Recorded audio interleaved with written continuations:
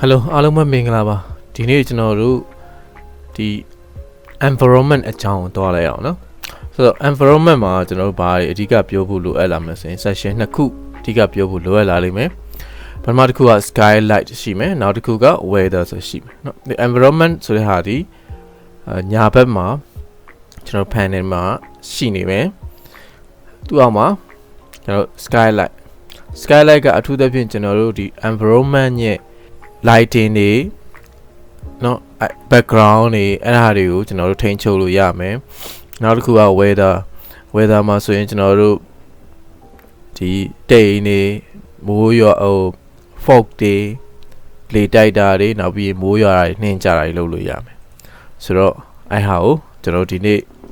ဒီတေးသွားကြမယ်ဆိုတော့ပထမအောင်ဆုံးကျွန်တော်တို့ဒီ SkyLight ကိုစသွားလိုက်အောင်နော်SkyLight မှာကျွန်တော်တို့စသချင်းဒီ 3D ကျွန်တော်တို့ရဲ့ဒီ 3D scene ကိုထည့်လိုက်တာ ਨੇ အရင်ဦးဆုံး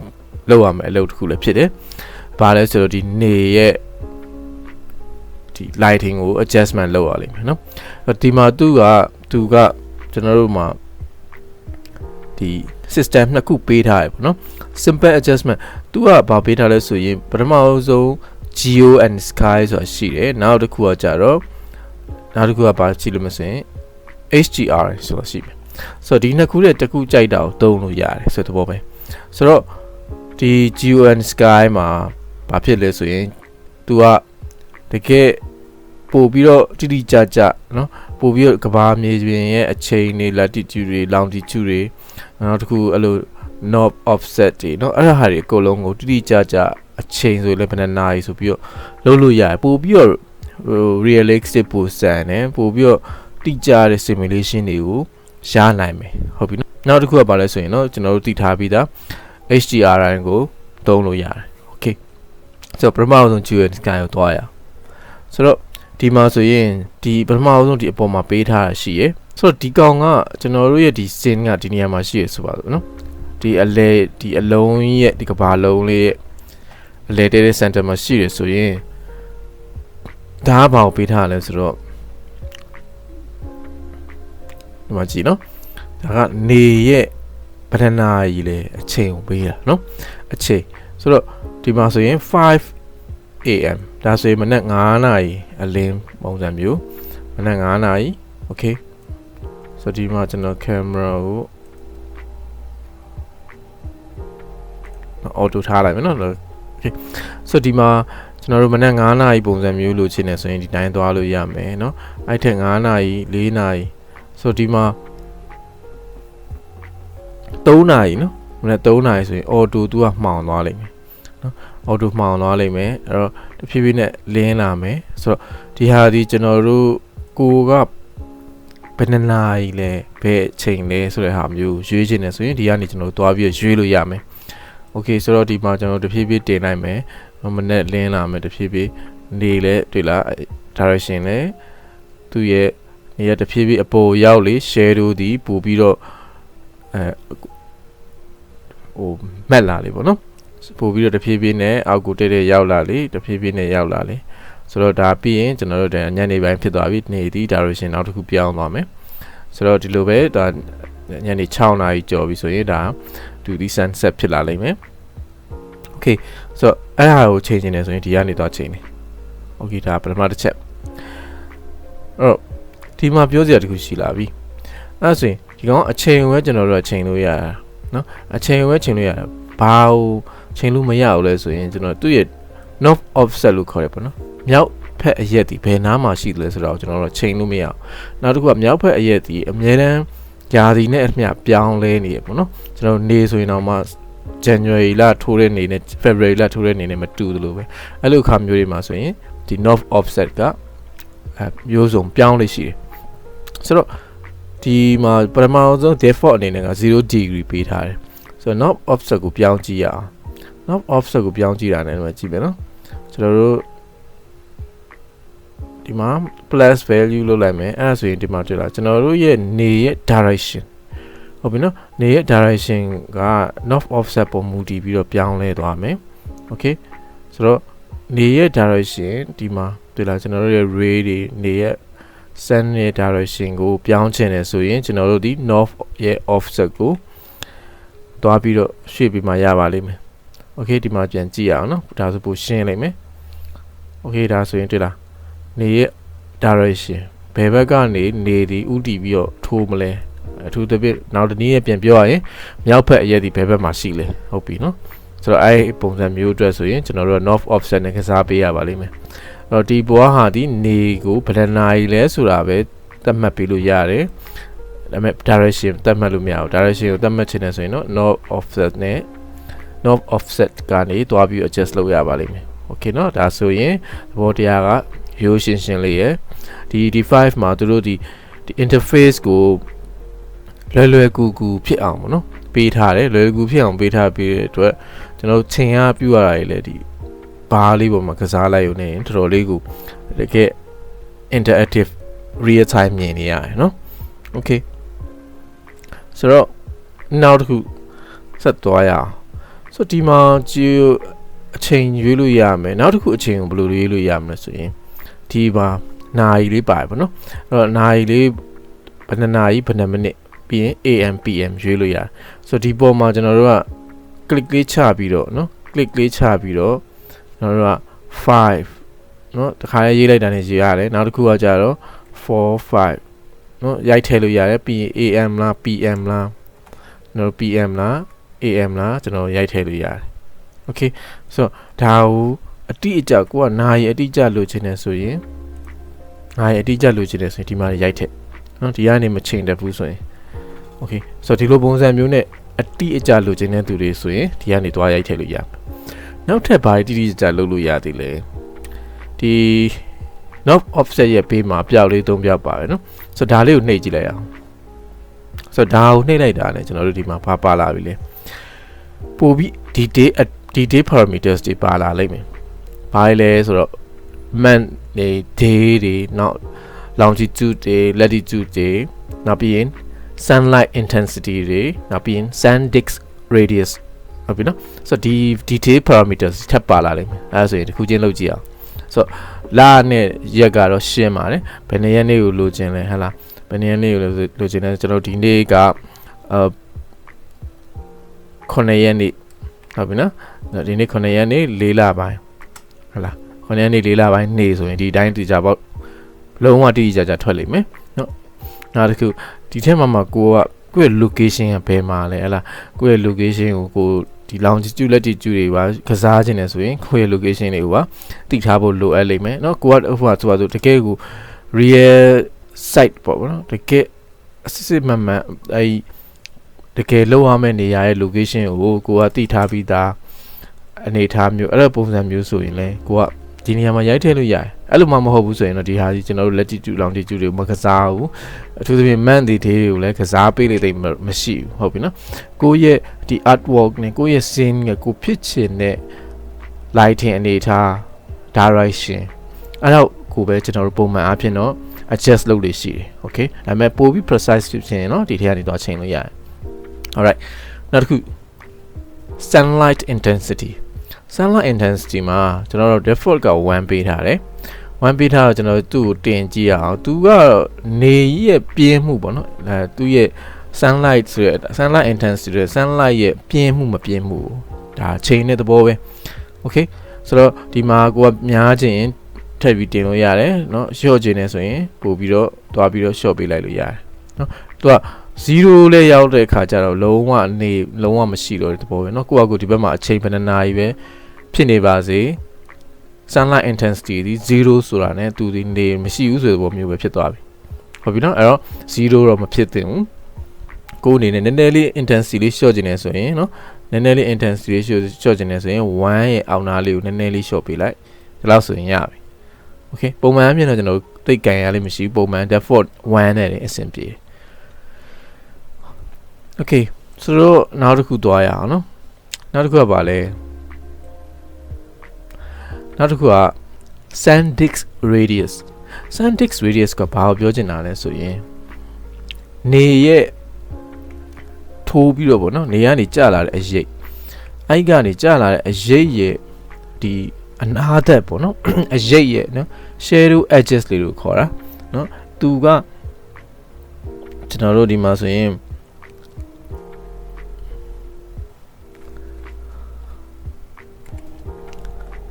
အဲ့တော့သူကဒီ shadow ရဲ့ softness ပေါ့နော်သူရဲ့ဒီ edges shadow အနားသက်လေးတွေရဲ့ softness ကို adjust လုပ်ပေးတယ်ဟာ Sandix radius က default အနေနဲ့5ပါတယ် default အနေနဲ့5ပါတယ်သူကကျွန်တော်ပြောထားတဲ့အတိုင်းဒီ shadow ရဲ့ edges တွေကိုအဲ့ရဲ့သူတို့ရဲ့ softness ပေါ့နော်အဲ့ဒါကိုထိန်းချုပ်တယ်ဟာအဲ့တော့ကျွန်တော်ဒီမှာဆိုရင် Sandix radius default ပါလာတဲ့5မှာဆိုရင်သူရဲ့အရေးရဲ့အနားသက်လေးတွေကဒီလိုမျိုးလေးတွေဖွာလေးတွေနဲ့ဖြစ်နေတယ်အဲ့တော့ Sandix radius တင်လေးပို့ပြီးတော့ဖွာလေးဟုတ်ပြီနော်အဲ့တော့ Sandix radius value များရင် shadow ရဲ့ဒီ edges တွေကအစွန်းတွေကအနားသက်လေးတွေကပို့ပြီးတော့ဖွာလေးဖြစ်မယ် Sandix radius နဲ့လေ Sandix radius နဲ့လေသူ shadow တွေကပို့ပြီးတော့ sharp ဖြစ်လေဟုတ်ပြီနော်0ဆိုရင်လုံးဝဒီမှာတွေ့လား shadow ကြီးကလုံးဝ sharp အရန်ဖြစ်နေတယ်ဒါဆိုရင်တော့တဘာဝမကြတော့ဘူးနော်ဆိုတော့ဒီဟာလေးကိုလည်းကိုယ့်ဟာကိုကျွန်တော်တို့လိုအပ်ရင်လိုအပ်တယ်လို့ကျွန်တော်တို့တွားပြီးတော့ adjust လုပ်ပေးဖို့လိုအပ်လာလိမ့်မယ်ဟုတ်ပြီနော်အဲ့တော့ပုံမှန်ဆိုရင် default ပါလာတာနဲ့အဆင်ပြေတာများတယ်အဲ့ထက်တစ်ခါလေးမှဆိုရင်တော့ကျွန်တော်တို့ 2.5 လောက်ပေါ့နော်တစ်ဝက်လောက်ထိ short ပေးရတာမျိုးတွေလည်းရှိတတ်တယ်နော် okay ဆိုတော့ဒီလိုမျိုးလုပ်ခြင်းအပြင်ကျွန်တော်တို့ကဒီနေကနေကြာလာတဲ့အရိပ်တွေရဲ့ edges လေးပေါ့နော်အဲ့ဒါလေးတွေကိုထိန်းချုပ်မယ် Geo and Sky ကဒီလောက်ဆိုရင်လုံလောက်ပြီဟုတ်ပြီနော်ကျွန်တော်ဒီ Geo and Sky ကျွန်တော်အနေနဲ့ကသုံးတာသူ့ကိုအများဆုံးသုံးတယ်ပို့ပြီးတော့တိတိကျကျလည်းရတယ်နောက်တစ်ခုကထိန်းချုပ်ရတယ်ပို့လွယ်တယ်အဲ့အတွက် Geo and Sky ကိုများသောအားဖြင့်သုံးလို့ရှိတယ် okay နောက်ထပ် option တစ်ခုရှိတယ်ဘာလဲဆိုတော့နောက်ထပ် option က HDRI option HDRI option ကိုတွားကြည့်အောင်ကျွန်တော် HDRI ကိုရွေးလိုက်တာ ਨੇ နော် Geo Sky မှာဆိုရင်ကျွန်တော်တို့ရဲ့ရွေးထားတဲ့နာရီနဲ့ပါညာတွေတိကျရမယ် HDRI option ကိုရွေးလိုက်တာ ਨੇ ကျွန်တော်တို့ဘာဖြစ်သွားလဲဆိုရင်ပုံစံတစ်မျိုးပြောင်းသွားပြီနော်အဲ့တော့ပုံစံတစ်မျိုးပြောင်းသွားပြီအပြင်ကိုတော့ကြည့်အောင်ဒီဘက်မှာဆိုရင်လည်း Geo and Sky မှာနေရှိတယ် Sky ရှိမယ်ပြီးရင် HDRI ရွေးလိုက်တာ ਨੇ HDRI ဒီသူ့ရဲ့အရှိကောက်ကဘယ်လိုလဲဆိုရင် high dynamic range image လို့ခေါ်တယ်နော်အဲ့တော့ high dynamic range image တွေကဘယ်လိုဟာလဲဆိုတော့ HDR format တွေ EXR format တွေเนาะအဲ့လိုဟာတွေကိုကျွန်တော်တို့ကဘယ်နေရာမှာသုံးလဲဆိုရင်ကျွန်တော်တို့ကဒီ environment background တွေเนาะဒီ scene တစ်ခုလုံးကြီးကို illuminate လုပ်ချင်တဲ့အလင်းပေးချင်တဲ့နေရာမျိုးတွေမှာဆိုရင်ကျွန်တော်တို့ကဒီ HDRI ကိုသုံးတယ်เนาะ HDRI ကိုသုံးတယ်ဆိုတော့ HDRI ကဘာကွာတာလဲhigh dynamic range image ဆိုတဲ့အတိုင်းပဲသူ့ကို create လုပ်စီရမှာနော် capture လုပ်ခဲ့စဉ်ကဒီ environment ရဲ့အရန်အမှောင်ဆုံး information တွေ very dark နော်အရန်လင်းတဲ့ information တွေအရန်မှောင်တဲ့ information တွေအကုန်လုံးသူတို့ record လုပ်ထားလိမ့်မယ်ပြီးရင်သူဒီ 32-bit image အနေနဲ့လာတယ်ပေါ့နော် high dynamic အဲ့လိုမျိုးလာတယ်ဆိုတဲ့အတွက်သူဒီနေရဲ့အလင်းရဲ့ information အကုန်လုံးကို save လုပ်ထားပြီး record လုပ်ထားပြီးသားဖြစ်တဲ့အတွက်ကျွန်တော်တို့သူ့ကိုပြန်သုံးတဲ့အခါမှာဒီ scene တစ်ခုလုံးကို background အပြင် scene တစ်ခုလုံးကိုပါ light up လုပ်နိုင်တယ်เนาะဒီ illuminate လုပ်နိုင်တယ်သူ့ရဲ့ပြောင်းပြန်ဘာရှိလဲဆိုတော့ low dynamic range image ဆိုတာရှိတယ်အဲ့တော့ LDRI လို့လည်းခေါ်တယ်เนาะကျွန်တော်တို့ဒီ HDRI က high dynamic LDRI က low dynamic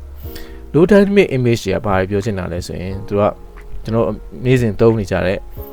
JPEG format တွေ PNG format တွေအဲ့ဒါတွေအားလုံးဒီ low dynamic range image တွေဖြစ်တယ်ဆိုတော့သူကကြတော့ low dynamic range image တွေကကြတော့ကျွန်တော်တို့သူ့ကိုသူ့မှာ lighting ရဲ့ information က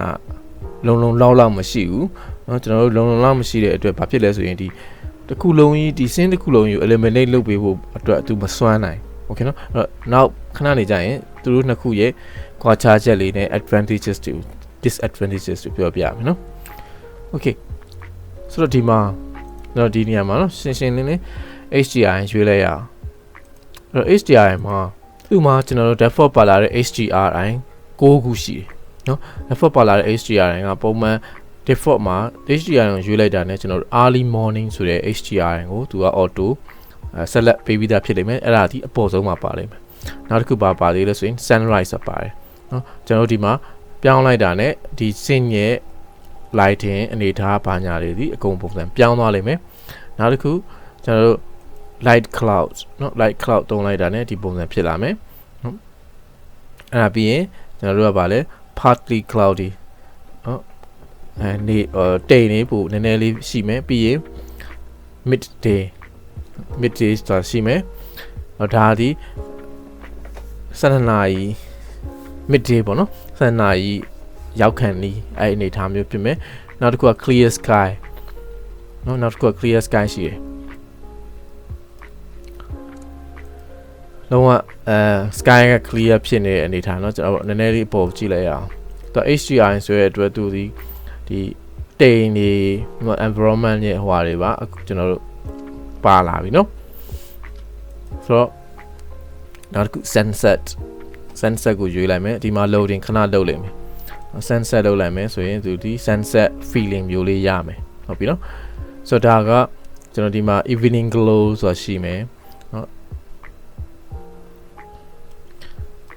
evening glow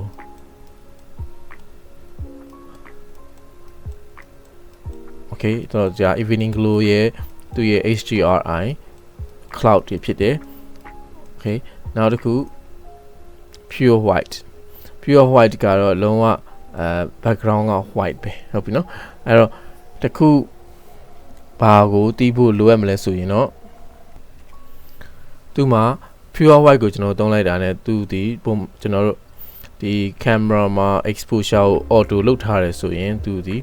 gray အနေနဲ့ဖြစ်မယ်တကယ်လို့သူ့ကိုပို့ပြီးတော့ pure white နောက်က background ကိုလုံးဝ pure white လိုချင်တယ်ဆိုရင်ဒီကျွန်တော်တို့ camera exposure ကိုနည်းနည်းလေးထပ်တင်ပေးဖို့လိုအပ်လိမ့်မယ် okay ဆိုတော့ဒါကကျွန်တော်တို့လိုအပ်မှာပဲထပ်ပြီးတော့သုံးရတဲ့အနေထားပေါ့နော်ဆိုတော့ဒီမှာကျွန်တော်တို့ကြိုက်တဲ့ HDRI ကိုပါလာတဲ့ default 6ခုကိုရွေးလို့ရတယ်ဒါမှမဟုတ်ရင်ဘယ်လိုရွေးလို့ရသေးလဲဆိုရင်ကျွန်တော်တို့မှာတကယ်လို့ custom HDRI format နော် custom ရှိခဲ့ရင်ကျွန်တော်တို့တွားပြီးသုံးလို့ရသေးတယ်အဲသုံးကြည့်အောင် customize HDR ပေါ့နော် customize HDR ကိုကျွန်တော်တွားပြီးသုံးအောင်ဆိုတော့ဒီမှာကျွန်တော် HDRI format တစ်ခုခုကိုရွေးလိုက်မယ်ဒီထဲမှာ HDR format 4K 8K တစ်ချက်ရွေးကြည့်အောင်ဒီမှာ loading လုပ်လိုက်မယ် okay ဆို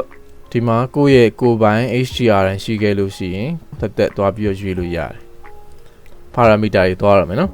parameter မှာပထမဆုံး light ဆိုတော့တွေ့လိမ့်မယ် default မှာ 0.5 အနေနဲ့ပါမယ်သူ့ကိုတင်လေ overall brightness ဒီပိုမြင့်လာလေဟုတ်ပြီနော်နေ intensity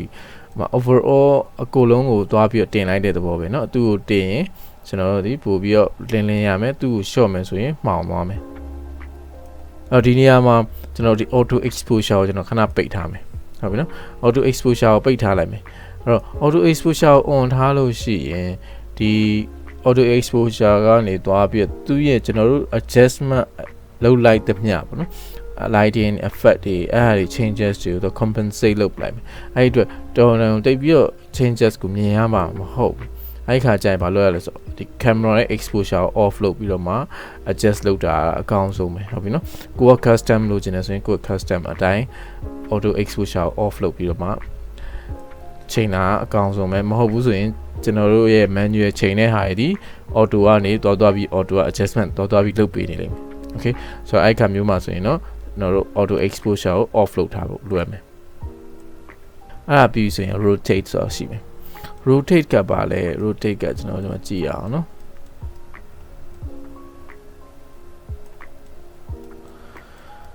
rotate ကတော့ရှင်းပါတယ်သူကကျွန်တော်တို့ rotate လှည့်ကြည့်အောင်နော်ဒီမှာ image ကိုယ်တိုင်လည်းလဲသွားတယ်နော် image ကြီးလဲသွားတယ်နောက်တစ်ခု image အပြင်ဘာဖြစ်သွားလဲဆိုရင် image အပြင်ဘာဖြစ်သွားလဲဆိုရင်ဒီမှာသူ့ရဲ့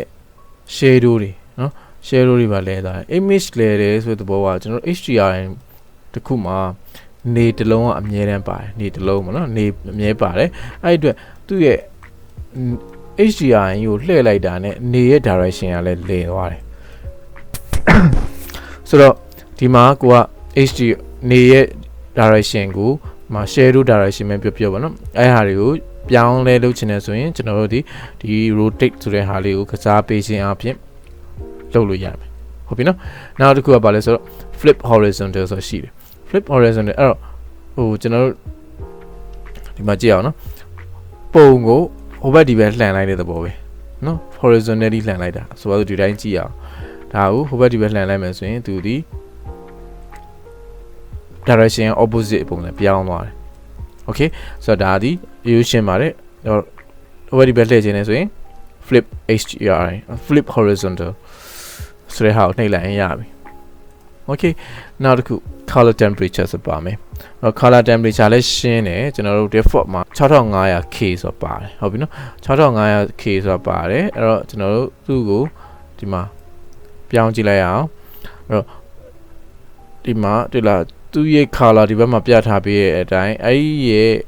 effect ပေါ့နော် mood လေးကပို့ပြီးတော့ဒီဘက်မှာဝင်လာတယ် temperature value ပြောင်းသွားတာ ਨੇ ဒီ scene တစ်ခုလုံးရဲ့ mood ကလည်းပြောင်းသွားတယ်အဲ့တော့ temperature value နည်းလေ warm ပို့ဖြစ်လေ temperature value များလေပို့ပြီးတော့ cool ဖြစ်လေနော်အဲ့တော့ဒီမှာအများဆုံးသွားတင်ကြည့်လိုက်မယ်ဆိုရင်သူဒီလုံးဝcold ဖြစ်သွားမယ်ပို့ပြီးတော့ one mood လေးနည်းနည်းလိုချင်တယ်ဆိုရင်သူ့ကို temperature သွား short ပေးလိုက်အောင်မယ် okay ဆိုတော့ဒါလည်းယူရှင်းတယ်နောက်တစ်ခုကပါလဲဆိုတော့ sun ဆိုပါတယ်ဟုတ်ပြီနော်ဒီမှာ sun ကပါလဲပုံမှန်ဆိုရင်ကျွန်တော်တို့ကဒီမှာ HDRI တစ်လုံးမှာနေရပါပြီးသား HDRI တစ်ခုမှာနေပါပြီးသားအနေထားမှာဒီ sun ကို on ကြည့်လိုက်ရအောင်နော် sun on ကြည့်လိုက်ရဆိုတော့အဲ့နေကိုက strong မဖြစ်ဘူးလို့ခံစားရတယ်ဆိုပါစို့ပေါ့နော်အခုဒီမှာပါတယ် HDRI ရဲ့ default ပါလာတဲ့ feeling ကဒီလိုပုံစံလေး လေးဖြစ်မယ်ပေါ့နော်အဲ့ဒီခါမှာအဲ့ထက်မဟုတ်ဘူးကိုကနည်းနည်းနေကိုပို့ပြီးတော့ strong ဖြစ်ချင်တယ်ဆိုရင်ဘာလို့ရလဲဆိုရင်ကျွန်တော်တို့ကဒီ light နဲ့မတူတော့ဘူး light ကကျတော့ overall အကိုလုံးကိုသွားပြီးတော့ overall brightness ကိုတင်ပေးတဲ့သဘောပဲဟုတ်ပြီနော် overall brightness ကိုတင်တာ light ကကျတော့နေရကြတော့မတူတော့ sun ကို on လိုက်တာ ਨੇ ဒီမှာကြည့်အောင်နော်ဒီမှာနေထိတဲ့ expose ဖြစ်တဲ့နေရာတွေအကုန်လုံးဒီပို့ပြီးတော့ value ကတိတိတတ်တာမြင့်တက်လာပြီအဲ့တော့ default အနေနဲ့ sun on လိုက်တဲ့ ne sun intensity ကိုကျွန်တော်စချိန်လို့ရမယ် sun ရဲ့ intensity ကဘာဖြစ်လဲဆိုရင်သူဒီမြင့်လေပို့ပြီးတော့ bright ဖြစ်လေเนาะvalue များလေပို့ပြီး bright ဖြစ်လေဒါကတော့တချို့ special cases တွေမှာပဲသုံးတယ်ပုံမှန်ဆိုရင်ကျွန်တော်တို့သုံးလို့မရှိဘာကြောင့်လဲဆိုတော့အရင် expose ဖြစ်မှာမျိုးတွေကိုမလိုလားဘူးဆိုရင်ကျွန်တော်တို့ကဒီဟာကိုပိတ်ပေးရတယ်ကိုယ့်ရဲ့ HDRI သုံးတဲ့အပေါ်မူတည်ပြီးတော့ကိုကဘယ် HDRI ကိုသုံးလဲအဲ့ HDRI ကပါလာတဲ့နေရဲ့ intensity က low နေတယ်ဒါမှမဟုတ်တော်တော်လေးမှိန်နေဆိုတဲ့အခါမျိုးမှာပဲ sun ကို on လဲဟုတ်ပြီနော် okay ဒါဆိုရင်တော့ဒါရိုးရိုးရှင်းရှင်းပဲနောက်တစ်ခုသွားရအောင် sun disk radius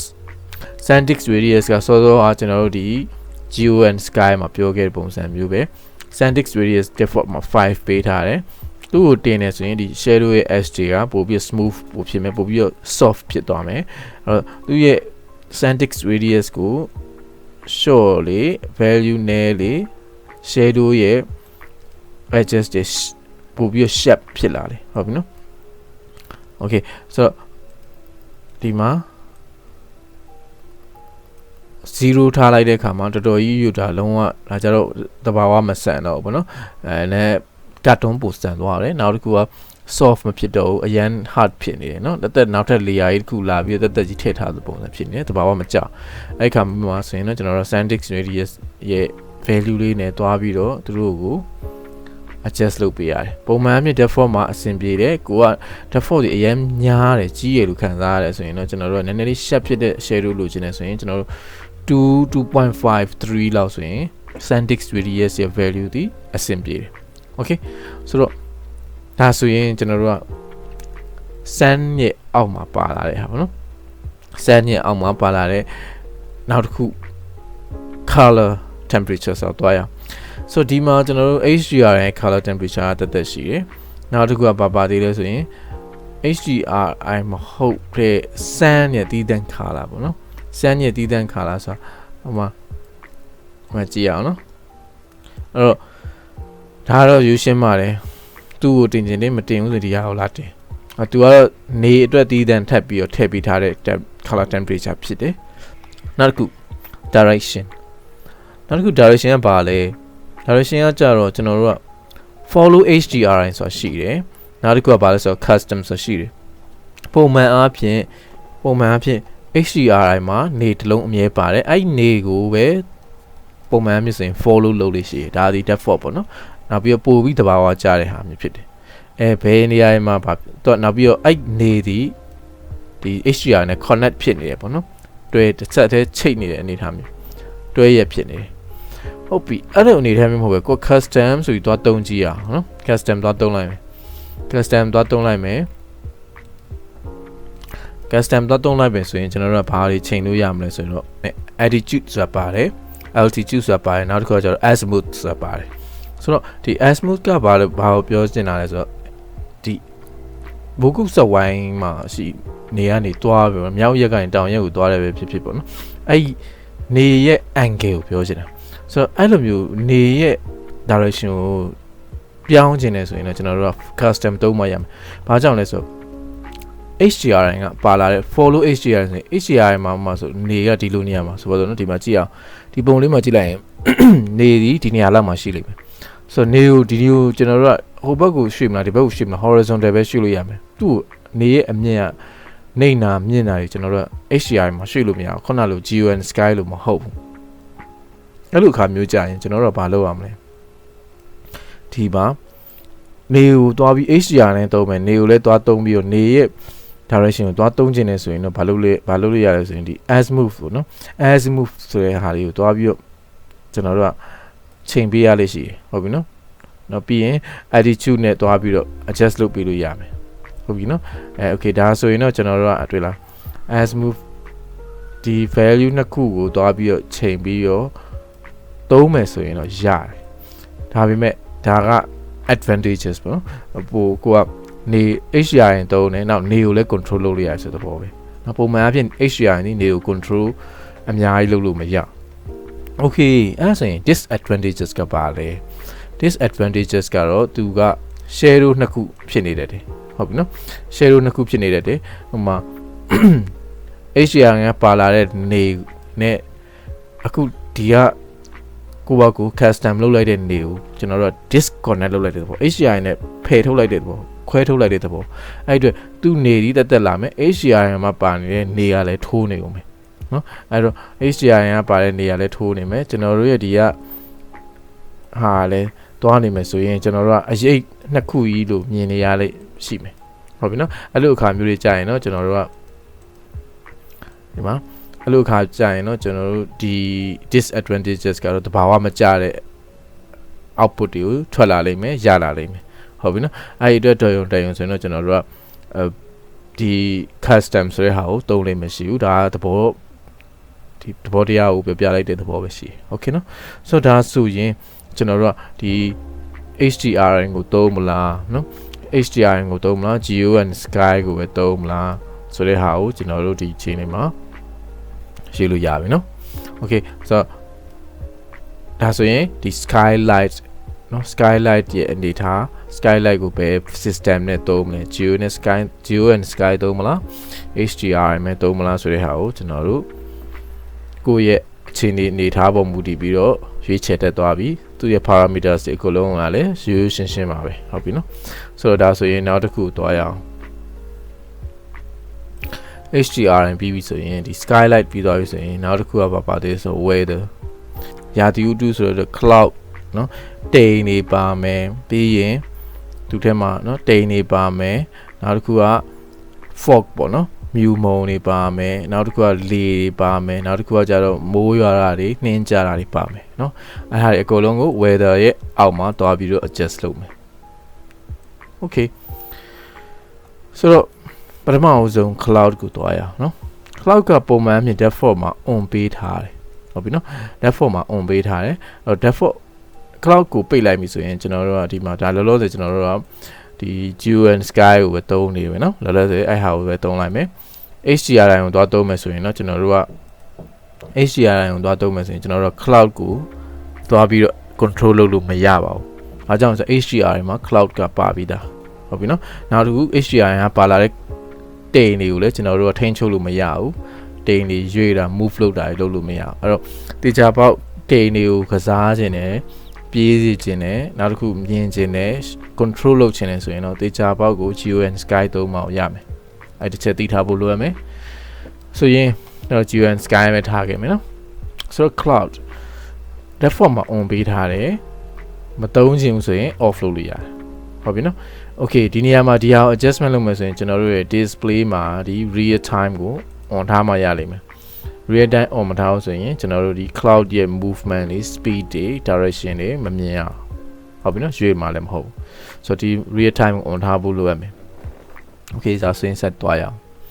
cloud မှာဘာတွေပါလဲcloud မှာ amount ဆိုတာပါမယ်နောက်တစ်ခုဆိုတော့ thickness ဆိုတာပါမယ် density ဆိုတာပါမယ်နောက်တစ်ခု height ဆိုတာပါမယ်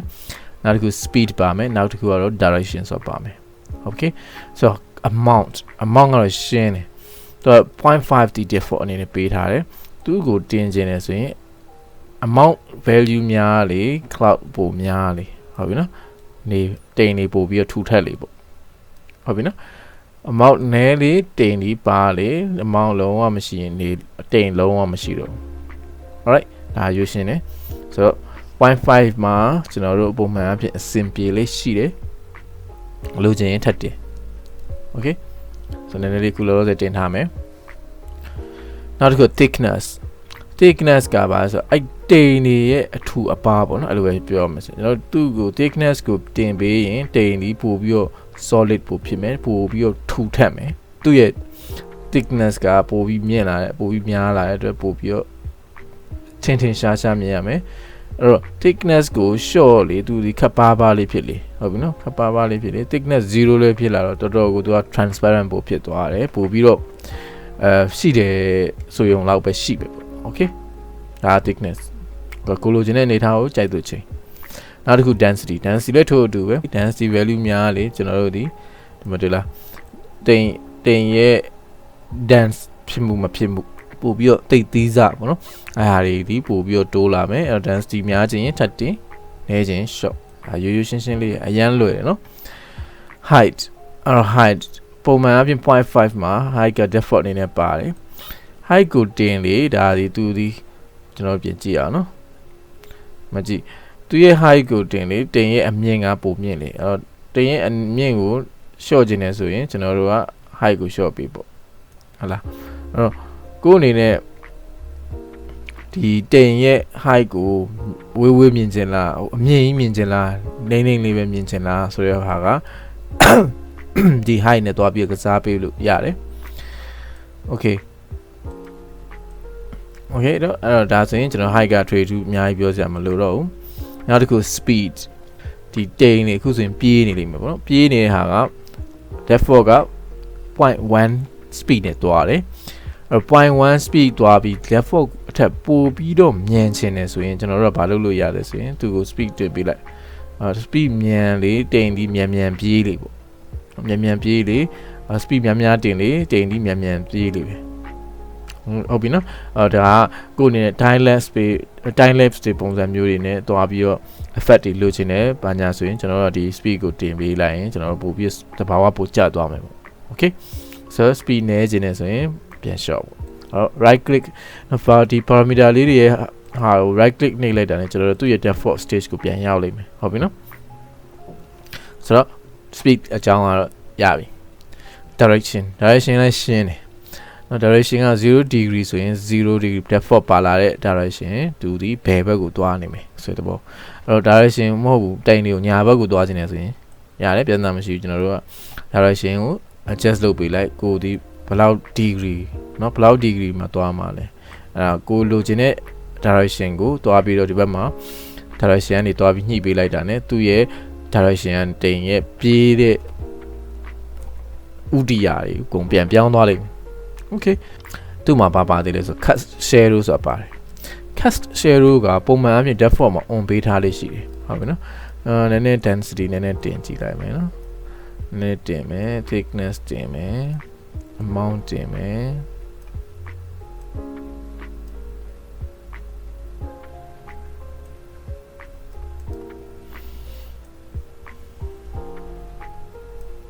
okay so ဒီနေရာမှာတော်တော်ထူသွားပြီပေါ့နော်တိမ်ထူတတ်နေတဲ့အနေအထားမျိုး cast shadow on ထားတယ်ဟုတ်ပြီနော်တကယ်လို့ cast shadow off လုပ်လိုက်တယ်ဆိုရင်ဘာလို့လဲဆိုတော့ဒါရှင်းရှင်းလေးပါနေဒီကောင်းကိုရှိတယ်လို့မသတ်မှတ်တော့ပဲနဲ့ auto direct ဒီနေရာကိုကြာမယ်ဟုတ်ပြီနော်အဲ့တော့သူဒီ shadow တွေကိုမဖြတ်ပေးထားဘူးအလင်းတွေကိုတားဆီးမပေးထားဘူးဆိုတဲ့သဘောမျိုးဖြစ်သွားလိမ့်မယ်အဲ့ဒီတဘာဝကတော့မကြောက်တဘာဝမကြောက်ရတဲ့ကျွန်တော်တို့ဒီပုံမှန်အဖြစ်အမြဲတမ်း cast shadow on ပေးထားလေးရှိတယ်နော်အဲ့တော့တောင်းတော့ off ပေးလို့မရှိဘူးကိုယ်အနေနဲ့ special cases တွေမှာပဲသူ့ကိုဒီလို cast shadow off ပေးရဖို့လိုအပ်လာလိမ့်မယ်ဟုတ်ပြီနော်ပုံမှန်ဆိုရင်တကယ်လည်းအဲ့အပြင်မှာအဲ့တိုင်းပဲတိမ်ထူတတ်နေရင်နေဒီမကြနိုင်ဟုတ်ပြီနော်အဲ့တော့တိမ်မထူဘူး amount သွားပြီး short လိုက်တယ်ဟလားအမွေ thickness သွားပြီး short လိုက်တဲ့အခါမှာကြာမှကျွန်တော်တို့ကသူ့ရဲ့ shadow ကိုကောင်းကောင်းမြင်ရမယ်โอเคနော်ဆိုတော့ဒါမျိုးဆိုရင်ကျွန်တော်တို့ကဒီ cloud ရဲ့ function တွေအားလုံးကိုစုံသွားသလောက်ရှိပြီโอเคโอเคအဲ့ဒါဆိုရင်ကျွန်တော်တို့ fog အကြောင်းသွားရအောင်နော်အဲ့တော့ fog ကပုံမှန်ဖြစ်ဆိုရင် default မှာ on မပေးထားဘူးအဲ့တော့ fog ကိုကျွန်တော် online မယ်ဆိုရင်ကျွန်တော် mute mode လေးစမြင်ရမယ်ဟုတ်ပြီနော်ဘယ်လိုပုံစံမြင်ရမလဲဆိုရင်ကျွန်တော်တို့ဒီမှာ fog ရှိမယ်သူ့ကို default ဒီကျွန်တော် 0.1 မှာပါမယ်ဟုတ်ပြီနော် default က 0.1 မှာပါလိမ့်မယ် fog တင်လိုက်လေကျွန်တော်တို့ mute တွေပိုဆိုင်းလာတယ်နော် mute တွေပိုပြီးများမယ် fog တွေများလာလိမ့်မယ်ဟုတ်ပြီနော် okay အဲ့တော့ဒီမှာခဏလေးပိတ်ထားမယ်နော်သူ့ရဲ့အဲ့တော့ fog ရဲ့ value intensity ပေါ့နော်သူ့ကိုများလုပ်လေ fog ပို့ပြီးတော့ mute တွေများလေဟုတ်ပြီဒါရှင်းတယ်နောက်တစ်ခု fog ရဲ့ color အဲ့ fog color မှာ default ကတော့သူက white ပေးထားတယ်အဲ့ထဲမှာကိုကဘယ် color မျိုးရစေချင်လဲအနီရောင်ဖြစ်စေချင်တယ် fog ကိုအနီရောင် color ကြီးတော့ထားလို့ရတယ်เนาะဒါမှမဟုတ်ရင်ဒီမှာကိုရဲ့ရွေးလိုက်အပြာရောင် fog အပြာရောင်မြူမှုန်တွေဖြစ်စေချင်တယ်ဆိုရင်ကျွန်တော်တို့အပြာရောင်သွားပြီးတော့ထားလိုက်လို့ရတယ် okay ဆိုတော့ဒါက fog color sorry fog color နဲ့ intensity နောက်တစ်ခုကကျတော့ height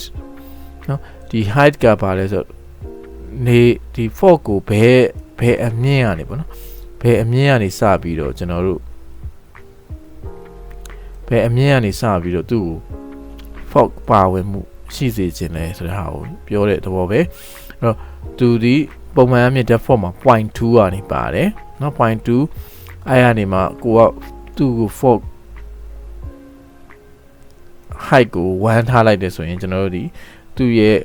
1အနေထားကနေစပြီးတော့ fog ပါဝင်မှုကအကုန်တက်ရောက်သွားမယ်ဆိုတဲ့သဘောပဲဟုတ်ပြီနော် okay ဆိုတော့ရပြီဆိုတော့သူ့မှာ now start distance ပါတယ်ဆိုပါစို့ကျွန်တော်တို့က start distance က default မှာ0 meter ပါတယ်เนาะ0 meter ကျွန်တော်တို့ဒီမှာကြည့်ရအောင်เนาะ0 meter ဆိုတဲ့ဘောကကိုယ့်ရဲ့မျက်လုံးဒီထောင်ဝင်ကင်မရာရဲ့အရှိမှာကနေရှေ့တဲ့ကက်ရက်ကနေစပြီးတော့ဒီ fog တွေကိုမြင်ကျင်တယ်ဆိုတဲ့ဘောမျိုးဖြစ်သွားတာပေါ့အဲ့လိုမှမဟုတ်ပဲဒီမျက်စိလက်ရှိကင်မရာရဲ့ရှေ့မှာ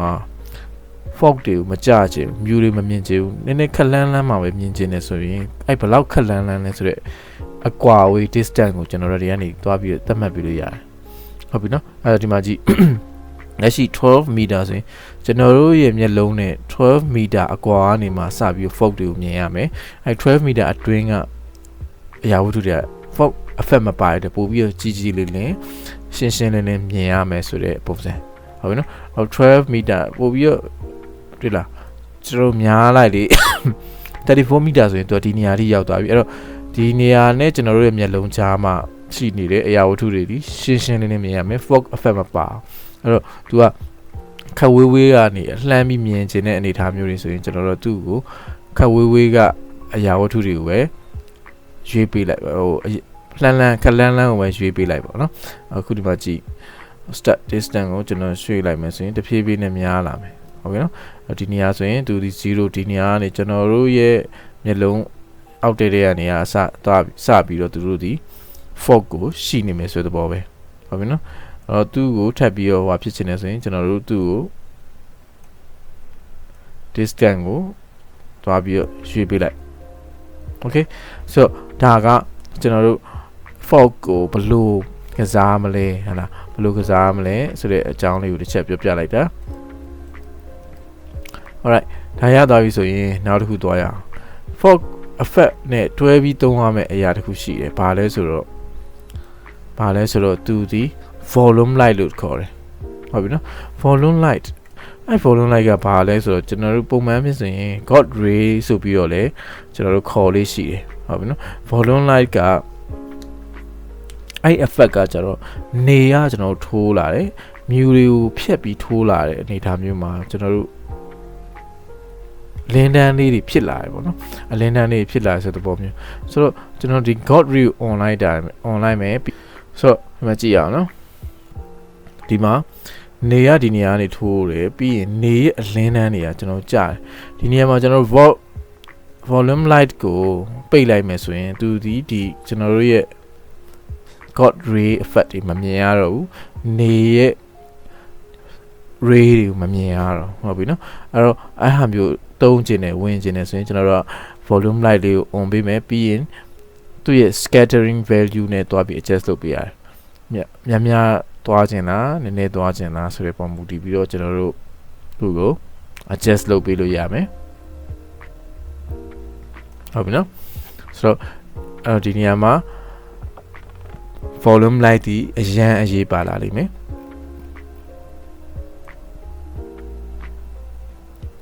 โอเคမကြည့်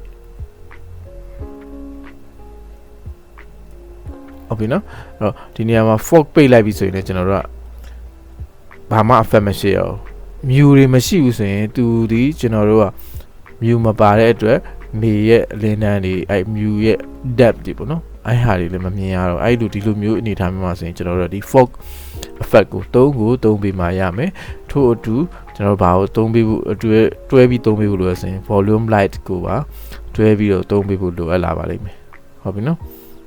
okay အဲ့တော့ဒီဟာကကိုက scattering ကကိုကြိုက်တဲ့လောက် effect နော်သုံးလို့ရတယ် okay so ဒီလိုမျိုးလုပ်ချင်ရပြင်ကျွန်တော်တို့ fog effect ဒီ version 2.3 မှာစပြီးသူတို့ထည့်ပေးလာတယ်အဲ့ effect လေးဒီတော်တော်လေးကိုအဆင်ပြေတယ်မိုက်တယ်လို့ပြောရမှာပေါ့နော်ဆိုတော့ okay အဲ့တော့ဒီလိုမျိုး fog effect ကိုသုံးပြီးတော့ကျွန်တော်တို့ကောင်းမွန်ကိုရဲ့ scene ကိုသွားပြီးတော့တခြားလေး control လုပ်လို့ရမယ်ဟုတ်ပြီနော်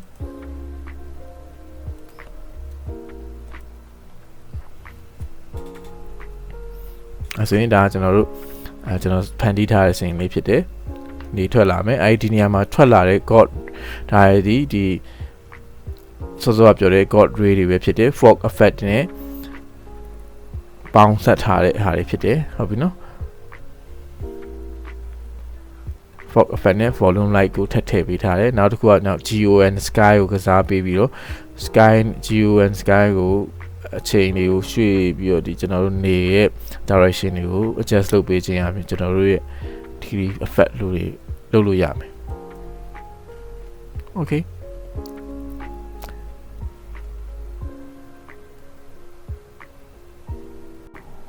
ဒါဆိုရင် win ကိုတွားရအောင်နော် win က default မှာလေကိုပိတ်ထားပေးလို့ရှိရယ်နော် off လုပ်ထားတယ်ပေါ့အဲ့တော့ကျွန်တော် win ကို on ကြည့်အောင်နော် win ကို on ကြည့်မယ် on လိုက်တာနဲ့ဘာဖြစ်လာလဲဆိုရင်ကျွန်တော်ရဲ့ဒီ dynamic tree တွေပေါ့နော်အပင်လေးတွေစပြီးလှုပ်လာပြီနော်သူ့ရဲ့ win မှာဘာပါလဲဆိုရင်ဒီမှာ strength ပါတယ်နောက်တစ်ခုကဘာပါလဲဆိုရင် direction ဆိုတာပါမယ်အဲ့တော့သူ့ရဲ့ပြင်အားရှိမယ်နောက်တစ်ခုကဘယ်ကိုတိုက်မှာလဲ direction ရှိမယ်ရိုးရှင်းအဲ့တော့ wing ကိုသုံးခြင်းနဲ့ဆိုရင်လေတိုက်ခြင်းနဲ့ဆိုရင် strength wing ကို on မယ်ပြီးရင် strength ကိုအနေနဲ့တင်ပေးလို့ရတယ်ကိုအနေနဲ့ strength 0.1 ဒီ default ဒီမလုံလောက်ဘူးဆိုရင်ထပ်ပြီးတင်လို့ရတယ်နော် wing value များလေများတိုက်လေ okay so ဒီမှာ when value number 1ဆိုရင်သူဒီအရန်တိုက်လာပြီဟုတ်ပြီနော်လေဒီအရန်တိုက်လာပြီ okay ဒါလေပြင်းသွားပြီအဲ့တော့ okay လေထပ်လျှော့ခြင်းနေဆိုရင် 0.6 okay ဆိုတော့ဒါဒီကိုကလေကိုပြင်းပြင်းတိုက်စေချင်လားဖွေးဖြည်းဖြည်းပဲတိုက်စေချင်လားပေါ့နော်ပျော့ပျော့လေးပဲတိုက်စေချင်လားဆိုတဲ့ပုံကိုမူတည်တယ်နောက်တစ်ခု direction ဒီ0 degree မှာ left for အနေနဲ့ပါတယ်အဲ့တော့ကိုက direction ကိုပြောင်းစေချင်တယ်ဆိုရင်ကျွန်တော်တို့ဒီကနေသွားပြီးတော့ direction ကိုပြောင်းပေးလိုက်တာနဲ့သူ့ရဲ့လေရဲ့လားရပါတဲ့ direction ဒီ auto လိုက်ပြီးတော့ direction ပြောင်းပေးသွားလိမ့်မယ် okay ဆိုတော့ဒါကလည်းရိုးရိုးရှင်းရှင်းပါပဲ okay ဆိုတော့ဒါရပြီဆိုရင်ကျွန်တော်တို့နောက်တစ်ခုဆက်သွားရအောင်နောက်တစ်ခုက precipitation လို့ခေါ်တာပေါ့နော်မိုးတွေဒါမှမဟုတ်ရင်နှင်းနေနော်အဲ့ဟာတွေရဲ့ပါဝင်မှုတွေကိုထည့်ခြင်းနေဆိုရင်ကျွန်တော်တို့ကဒီ precipitation ဆိုတဲ့ဟာတွေ on ပေးရလိမ့်မယ်ဆိုတော့ဒီနေရာမှာကြည့်ရအောင်ကျွန်တော်တို့ဒီမှာဒီဟာကို on ပေးလိုက်တာနဲ့နော် precipitation ကို on ပေးလိုက်တာနဲ့သူ့မှာ function တွေနဲ့သုံးခုပါမယ် rain and snow parameters ဆိုပါမယ်နောက်တစ်ခုက strength ဆိုပါမယ်နောက်တစ်ခုကတော့ paddle ဆိုပါမယ်ဟိုအရင် version အနေနဲ့မှာဆိုရင်သူက pointing ဆိုပြီးတော့ရေးထိရှိတယ်ဒီနေရာမှာ version အသစ်မှာဆိုရင်တော့ paddle ဆိုပါတယ် okay သူကလည်းအရင်လွယ်ကူတယ်ဒီမှာဒီ function ကို online တာနဲ့စပြီးတော့မိုးကြလာမယ်ပေါ့နော်သူဒီပထမဆုံး default ဒီမှာ 0.5 ပေါ့အလဲတဲ့မှာရှိလိမ့်မယ်ဆိုတော့ဒီမှာကျွန်တော်တို့သွားပြီးတော့အဲ့ဟာဘာလေးကိုကင်လိုက်တာနဲ့ rain back ကိုသွားထားပေးလိုက်မယ်ဆိုရင်ကျွန်တော်တို့ဒီမှာတေချာပေါက်သူဒီ rain တီးတဲ့မိုးတီးတဲ့ရွာလိမ့်မယ်ဟုတ်ပြီနော်မိုးတီးတဲ့ရွာလိမ့်မယ်ရွာပြီးဆိုတာနဲ့ကျွန်တော်တို့ကသူ့ရဲ့ strength ကိုသွားကစားရအောင်မိုးကနည်းနည်းဖွားဖွားလေးကြာမှာလားပြင်းပြင်းကြာမှာလားတဲတဲပူပြီးတဲချင်တာဆိုရင်ကျွန်တော်တို့ကဒီ strength ကိုသွားပြီးတင်ပေးလိုက်တာနဲ့ strength များလေမိုးပူကြလေဟုတ်ပြီနော် strength များလေမိုးပူကြလေအဲ့တော့ strength နည်းလေမိုးကဖွယ်လေးပဲကြလေတပြောင်းတစ်ပြောက်ပဲကြလေ okay ဆိုတော့ဒါက solution နဲ့ strength နောက်တစ်ခု paddle ဒီကောင်ကကျွန်တော်ဒီမြေပြင်မှာเนาะကျွန်တော်ဒီ function online တာနဲ့မြေပေါ်မှာရေခွက်လေးတွေက auto တန်းထွက်လာတယ်เนาะ auto တန်းထွက်လာတယ်အဲ့တော့ paddle ကိုသွားပြီးကစားကြည့်အောင်အဲ့ paddle နဲလေ paddle value နဲလေကျွန်တော်တို့ရဲ့မြေကြီးပေါ်မှာမြင်ရတဲ့အကွက်လေးတွေပေါ့เนาะဒီရေခွက်တွေပဲဖြစ်ဖြစ်အဲ့ဒီပါဝင်မှုတွေကလျှော့သွားလေနော်တိတ်ပြီးတော့မရှိတော့တဲ့သဘောပေါ့အဲ့တော့ကိုကရေကိုအိုင်နေရေကိုအိုင်စေခြင်းနေဆိုတဲ့အခါမျိုးဆိုရင်ကျွန်တော်တို့ဒီမှာ paddle ကို on ပေးရလို့ရှိတယ်ပို့ပြီးတော့များထည့်ပေးပေါ့နော် paddle value 1ဆိုရင်သူဒီရေကို heavy ရွာပြီးတော့ရေကိုတော်တော်အိုင်နေတဲ့သဘောမျိုးလို့ဖြစ်သွားမယ်ဟုတ်ပြီနော်အဲ့တော့ဒီမှာသူရဲ့ ပါလာ reflection လေးပါတော်တော်လေး effect လေးတွေတော်တော်မိုက်တယ်နော်နောက်အခုဒီမှာအဲ့တော့ဒီမှာဆိုရင်လည်းမိုးရဲ့ဒီမြေပြင်ပေါ်ကိုကျတဲ့ပုံစံလေးရစပြောင်းသွားတယ်နော်အရန်မိုးပေါက်တွေကကြီးလာတယ်ပြင်းထန်လာတယ်အဲ့အတွက်သူ့မှာကျလာတဲ့ဒီ ripple လို့ခေါ်ပါတော့အဲ ripple လေးတွေကလည်းဒီ line တွန်းလေးတွေကလည်းပို့ပြီးတော့ strength ပို့ပြီးတော့ကြီးလာတယ်ဟုတ်ပြီနော်ဟောဒီမှာကိုကအဲ့ဒီနေရာမှာ strength များထည့်တယ်ဒါဆိုလုံးဝ heavy rain ဆန်နော် 1ဆိုရင် heavy လုံးဝမိုးအရန်တဲနေတဲ့ပုံစံဖြစ်သွားမယ်တခုရှိရနော်ကျွန်တော်ဒီ effect တွေများရတယ်ဆိုရင်ကျွန်တော်ရဲ့ graphic ကသုံးတာလည်းများမယ်အဲ့အတွက်နှေးလာလိမ့်မယ်နော်စက်ကိုကန်ရတဲ့ frame per second rate ကလည်းနှေးလာလိမ့်မယ်ဟုတ်ပြီနော် okay ဆိုတော့ဒါကမိုးကြောင်ပြောလိုက်တာdefault ပြန်ထားလိုက်မယ်ဟုတ်ပြီဒါဆိုရင်နှင်းကြောင်သွားရအောင် snow rain တော့ရသွားပြီ rain ကြခြင်းနှင်းကြခြင်းနဲ့ဆိုရင်နှင်းဘက်ကိုနော်သွားပြီးတင်လိုက်ရအောင် okay snow ကြ snow ဘက်ကိုရွှေ့လိုက်တာနဲ့ auto ဘာဖြစ်သွားလဲဆိုတော့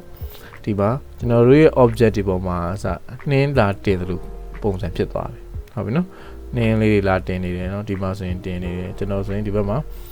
original တော့ကဘာမှမရှိခဲ့ဘူးနော်မြေကြီးအမှုံလေးထားတယ်အဲ့တော့အဲ့ဟာလေးအားလုံးဒီဘာဖြစ်သွားလဲဆိုတော့သူကနှင်းအဖြစ်ပြောင်းသွားတယ် okay ဆိုနှင်းအဖြစ်ပြောင်းသွားပြီ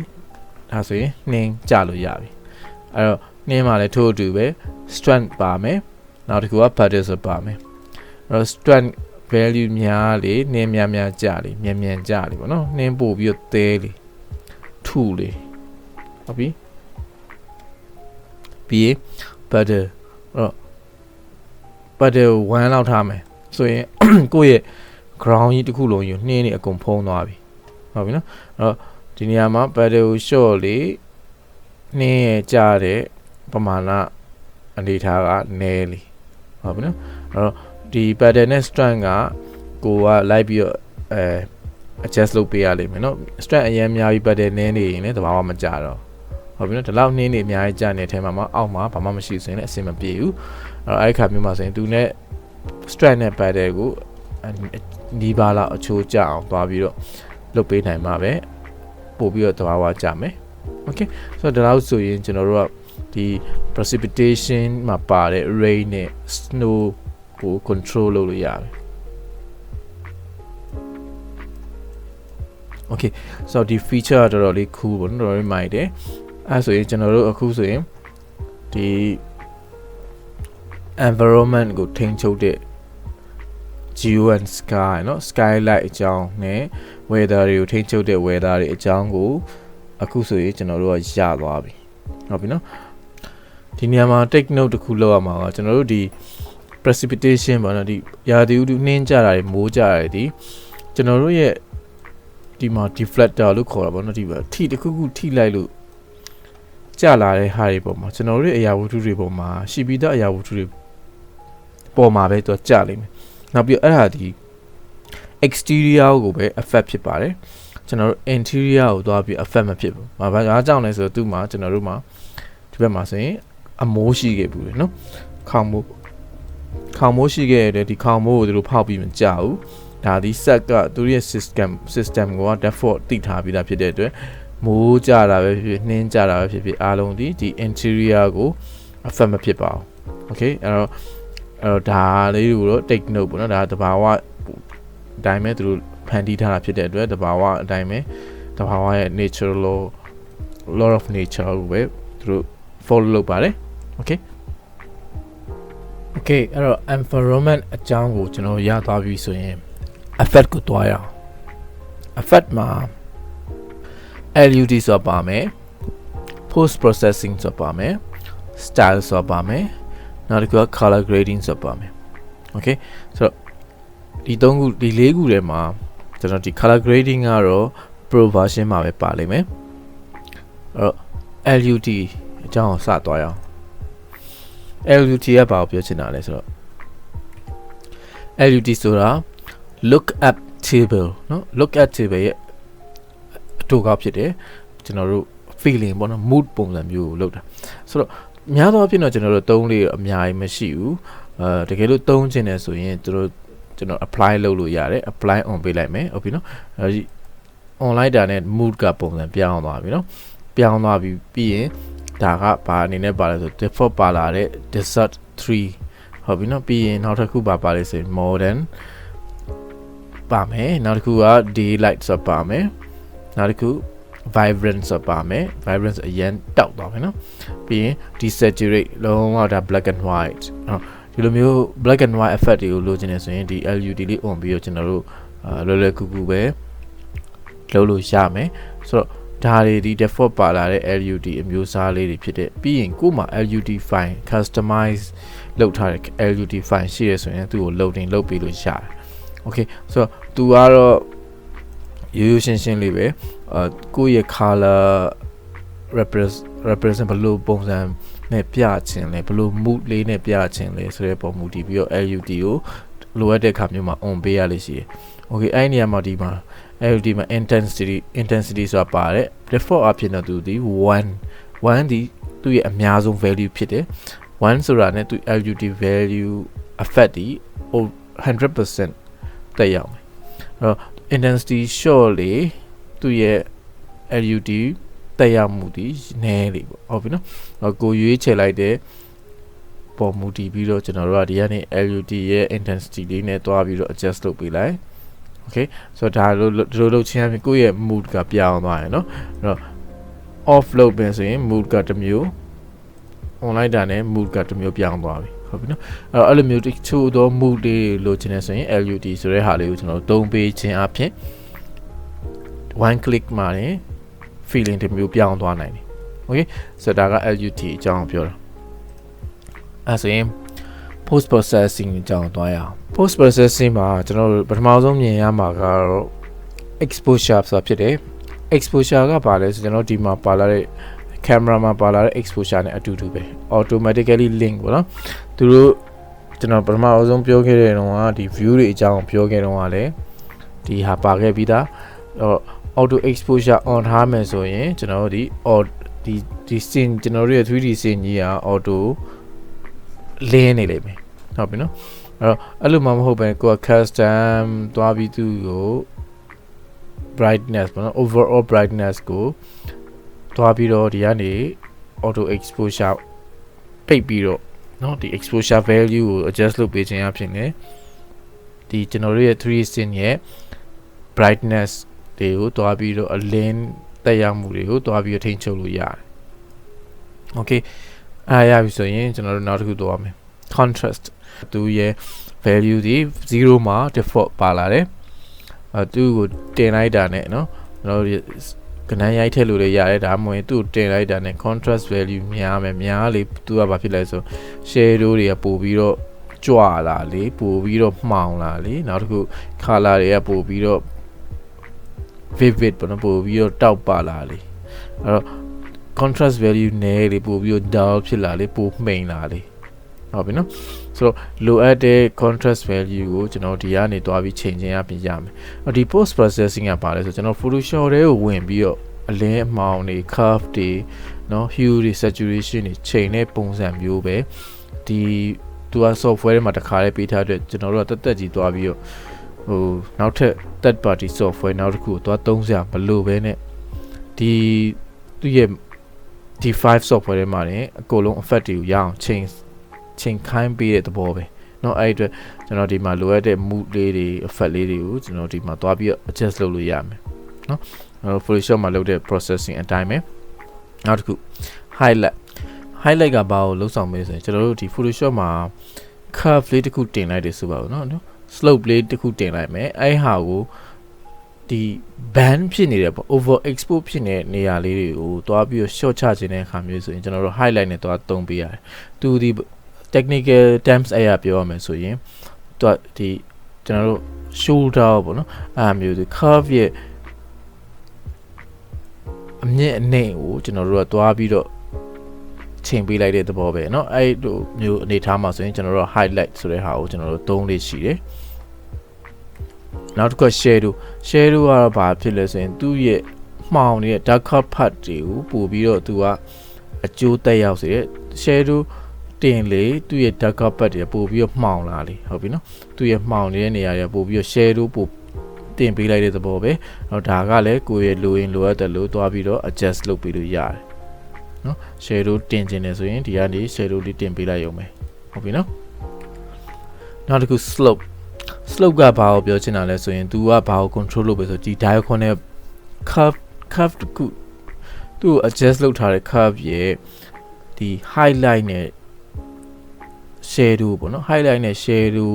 ရဲ့ amount ကိုတွားပြီးတော့ adjust လုပ်ပေးတဲ့သဘောဆိုတော့ကျွန်တော်တို့က slope နည်းလေ highlight နည်းသွားမယ်ပြီးရင် shadow လည်းနည်းသွားမယ်ဟုတ်ပြီနော် slope များလေ highlight တက်လေ shadow များလေဟုတ်ပြီနော်ဆိုတော့ဒီ slope ကဒီ highlight နဲ့ shadow နှစ်ခုလုံးကိုတွားပြီး control ပြန်လုပ် adjust ပြန်လုပ်ပေးတဲ့သဘောပဲဟုတ်ပြီနော်ဆိုတော့ဒါကကျွန်တော်တို့ဒီ Photoshop မှာကျွန်တော်တို့ curve လေးကိုတို့နော် S ပုံစံဒီလိုနားမဝင်နဲ့ဒီ slope ပုံစံမျိုးလေးသုံးတဲ့ effect ရဲ့ control ဖြစ်တယ်နော် highlight shadow slope ဒီအဲ့ effect ကိုတခါတည်းဒီဘက်မှာအသုံးချလို့ရတယ်ဆိုတဲ့သဘောโอเคနော်နောက်တစ်ခုကပါလဲဆို white balance ကတော့ဒီရိုးရှင်းလေးပါ white balance ကိုကျွန်တော်တို့ညာဘက်ကို value များလေသူ warm ဖြစ်လေဟုတ်ပြီနော် white balance value များလေ warm ဖြစ်လေ white balance value နည်းလေသူဒီ cool ဖြစ်လေနော် ဒါကလည်းရှင်းတယ်ကိုကဘယ် mood one mood လိုချင်လား cool mood လိုချင်လားဆိုတဲ့ပုံမူတည်ပြီးတော့သွားပြီးတော့ white balance ကိုတွားထားပြီးလို့ရတယ် default ဒီ6500ရှိတယ်နောက်တစ်ခုကဘာလဲဆိုတော့ tint က value 0မှာ default အနေနဲ့ပါတယ်ဆိုတော့သူကဘာကိုပြောချင်တာလဲဆိုတော့ဒီ green နဲ့ magenta ရဲ့ range ကို adjust လုပ်တဲ့သဘောပဲเนาะဆိုတော့သူ့ရဲ့ value များလေ magenta ပေါ့နော် magenta ခရမ်းရောင်ဆန်ဆန်ပိုများလာလေနော် tint value minus value ဆိုရင်သူဒီ green ပါဝင်မှုပိုများလေဟုတ်ပြီနော်ပိုပြီးတော့စိမ့်လာလေပေါ့ဟုတ်ပြီနော်အဲ့တော့များတင်လိုက်လေအရန်စိမ့်သွားလေဆိုတော့ဒီနေရာဒီ tint ကိုတော့ကျွန်တော်တို့သုံးလို့မရှိဘူးနည်းနည်းဒီ minus point value ပေါ့နော်အဲ့လောက်မှာပဲကျွန်တော်တို့ပိုပြီးတော့စိမ့်စေချင်လားဒါမှမဟုတ်ရင်ပိုပြီးတော့နည်းနည်း magenta ပေါ့နော်ခရမ်းရောင်နည်းနည်းဆန်ဆန်မျိုးဖြစ်ချင်လားဆိုတဲ့ပုံမူတည်ပြီးတော့ဒါ tint value ကိုကစားလေးရှိတယ် okay အဲ့ပြီးရင်နောက်တစ်ခုကပါလဲဆို bloom ကတော့သူကဒီ ring effect ပေါ့နော် bloom ကကျွန်တော်တို့ ring effect လို့လည်းပြောလို့ရတယ်နောက်ဘယ်လိုပြောမလဲဆိုရင်ဒီဖြာအယောင်တွေဖြာပြီးတော့ကြတဲ့အားမျိုးအထူးသဖြင့်ကျွန်တော်တို့ဒီနေရာမှာဆိုရင် lighting တွေအတွက်ပေါ့နော် lighting တွေမှာဆိုရင်ကျွန်တော်တို့ဒီမှာ bloom value 0.2 ဒီ default value ဖြစ်တယ် bloom 0ဆိုရင်လုံးဝဒီအလင်းမတောက်ဘူးအဲ့တော့ bloom value များလေအလင်းတွေကပို့ပြီးဖြာတယ်အဲ့တော့ဒီနေရာကို bloom ကိုကျွန်တော်တို့ဘယ်နေရာမှာသုံးလဲဆိုရင်down light တွေเนาะ lighting တွေဖွေးပြီးတော့သူကနေ illuminate ပို့ဖြစ်ပြီးတော့ glow ဖြစ်တဲ့ effect မျိုးပေါ့နော် glow effect ကိုသုံးကျင်တဲ့အားနေရာမျိုးတွေမှာဆိုရင်ဒီ bloom value ကိုကျွန်တော်တို့တွားပြီးတော့သုံးပေးရလေးရှိတယ်ဥပမာဒီနေရာမှာဆိုရင်ကြည့်ရအောင်နော် okay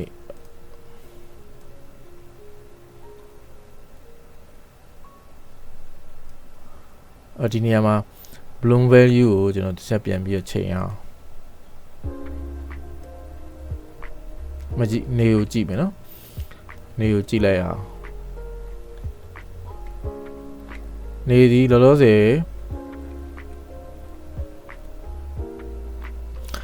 ဆယ်နေထားမှာနေကပုံမှန်နေထားပဲ bloom မပါဘူး bloom ထည့်လိုက်တာနဲ့နေဘာဖြစ်လာလဲအရန်ဖြာထွက်လာရောင်ကြီးတွေပိုဖြာတယ်နောက်ပြီးပို့ပြီးတော့အရန်တောက်ထွက်လာတယ်နော်ဒီမှာဆိုရင်ကျွန်တော် lighting ထည့်ထားတဲ့နေရာကြီးဆိုရင်လည်းပို့ပြီးတော့ lighting effect လေးတွေပို့ပြီးတော့ glow ဖြစ်လာတယ်ဟုတ်ပြီနော်အဲ့လိုနေရာမျိုးတွေမှာဆိုရင်ကျွန်တော်တို့ bloom effect ကိုတွားပြီးတော့သုံးလို့ရှိတယ် alright အဲ့ဆိုရင်ကျွန်တော်တို့ lens flare ကိုတွားရအောင် lens flare က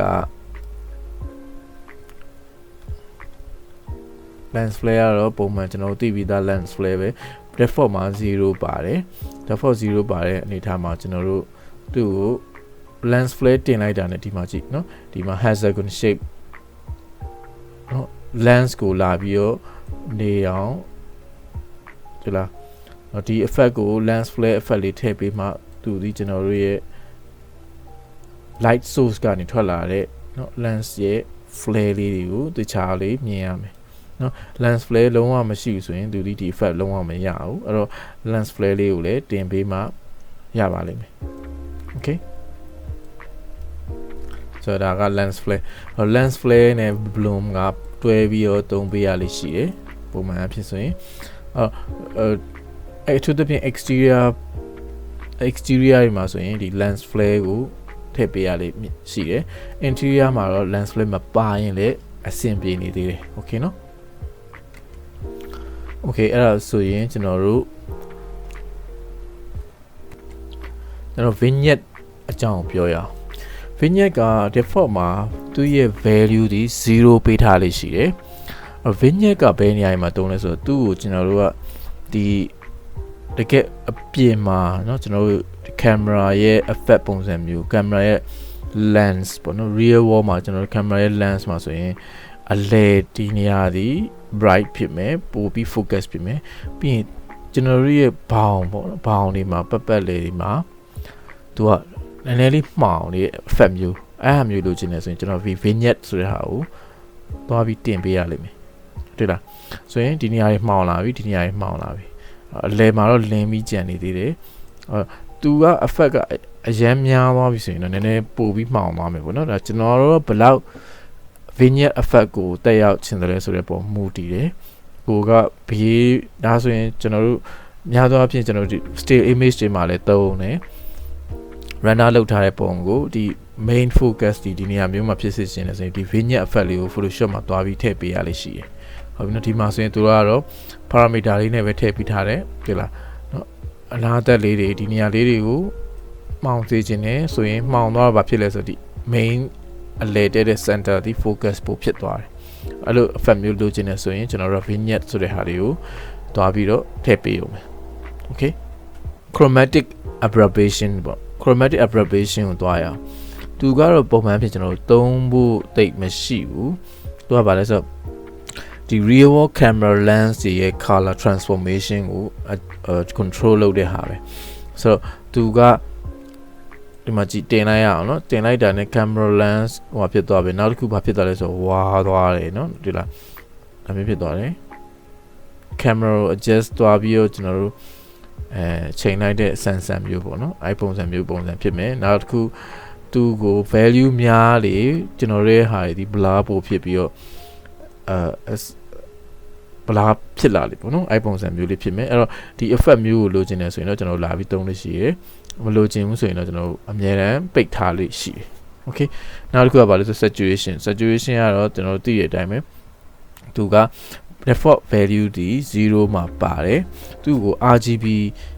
ဘယ်လောက်များခြင်းလဲပေါ့နော် RGB များခြင်းလဲအမှ saturation များရင်ပို့ပြီးတော့အရန်အရောင်တွေကပို့ပြီးတော့တောက်လာမယ်ပို့ပြီးတော့ vibrant ပို့ဖြစ်လာမယ်เนาะ saturation တင်လေအရောင်တောက်လေ saturation short လေအရောင်ကမွဲလေပြီးရင်ဘယ်လောက်ထိမွဲသွားမလဲ saturation 0ဆိုရင် -1 ပေါ့နော် saturation -1 ဆိုရင်သူဒီ black and white effect ပုံစံမျိုးကိုဖြစ်သွားလိမ့်မယ်ဟုတ်ပြီနော်ဆိုတော့ဒီနေရာမှာကျွန်တော်တို့က saturation ကိုလိုရတယ်လို့ကစားပေးရတယ်တစ်ခါလေးမှာကိုရီရဲ့ lighting အနေထား scene အနေထားပုံမူတည်ပြီးတော့ saturation short ပေးရတဲ့အနေထားမျိုးတွေမှာဒီဟာလေးကိုလာပြီးကစားရုံပဲဟုတ်ပြီနော်ပုံမှန်အဖြစ်တော့ကျွန်တော်တို့ကင်စရာမလိုဘူး alright နောက်တစ်ခု style ကိုသွားရအောင် style မှာကျွန်တော် version 2.4 မှာ Z depth ဆိုပြီးတော့ထည့်ပေးထားတယ်အရန်အနှိမ့်နေမှာတော့ကျွန်တော်တို့ AO ambient occlusion လို့ခေါ်တဲ့ AO ဆိုတာရှိတယ်နောက်တစ်ခုက outline mode ဆိုတာရှိတယ်အဲ့နှစ်ခုပါမယ် version 2.4 မှာ Z depth ဆိုတဲ့ function style ကိုထည့်ပေးထားတယ်အဲ့တော့ AO mode ကိုတွားရအောင် AO mode မှာကျွန်တော်တို့ ambient occlusion on လိုက်တာနဲ့ဘာဖြစ်မလဲဆိုရင်ဒီမှာကြည့်သူဒီ AO ဖြစ်သွားပြီဟုတ်နော် AO ambient occlusion ဖြစ်တဲ့အတွက်ဖြစ်သွားတဲ့အတွက်ကျွန်တော်တို့သူ့ရဲ့ share တို့ကြာမဲ့နေရာဒါလေးတွေကိုကျွန်တော်တို့ကဒါကတော့အဓိကဘယ်နေရာမှာလုပ်မလဲဆိုရင်ကျွန်တော် composition လုပ်တဲ့ဟာမျိုးတွေเนาะဒီ post processing မှာသုံးမဲ့အရာတွေမှာလိုအပ်မယ်အဲ့အတွက်ကျွန်တော်တို့ကဒီ AO mode ကို on ပြီးတော့ကစားရရှိတယ်အဲ့တော့သူ့မှာပါသေးလို့ဆိုရင် radius ဆိုတာပါတယ်သူဒီ default က350ဆိုတာပါတယ်အဲ့တော့ကျွန်တော်တို့ short လေသူ့ရဲ့ radius ကနည်းလေနည်းတော့ဘာဖြစ်လဲဆိုကျွန်တော် shadow contact shadow ပေါ့နော် contact shadow နေရာတွေကပို့ပြီးတော့ radius များသွားတဲ့ထဲဖို့ဝင်တိto design တိတိုင်းမဖြစ်လာဘူးအဲ့တော့ radius များလေကိုရီရဲ့ shadow contact shadow เนี่ย detail လေးတွေကပို့ပြီးပေါ်လာလိမ့်ပေါ့နော်ကိုယ့်ရဲ့ detail ပို့ပြီးပေါ်စေချင်တယ်ဆိုရင်ဒီ radius ကိုကျွန်တော်တင်ပေးဖို့လိုအပ်မယ်ဒီ AO channel ကို on ပေးဖို့လိုအပ်မှာပေါ့ဟုတ်ပြီနော်ပြီးတော့မှကျွန်တော်တို့ဒီ RGB render color render channel နဲ့ကျွန်တော်တို့ဒီ AO channel ကိုပြန်ပြီးပေါင်းလိုက်ပြီးရင်